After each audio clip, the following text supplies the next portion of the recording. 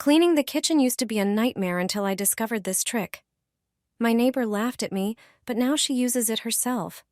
Take a regular kitchen sponge, peel off the rough side from the soft one, starting from a corner and slowly separating both layers so they don't tear. Now cut the rough part of the sponge into 5 even strips. From the soft part of the sponge, cut out a circle shape. Prepare a rubber glove. Apply hot glue to each finger of the glove. Stick the sponge strips onto them. Then apply hot glue to the center of the palm and place the cutout circle of the soft sponge there. Wait a moment until everything sets well. When the glove is ready, put it on. Squeeze out a little dish soap. Now you can start washing the dishes. Each finger works like a mini brush, and your whole hand turns into a practical scrubber.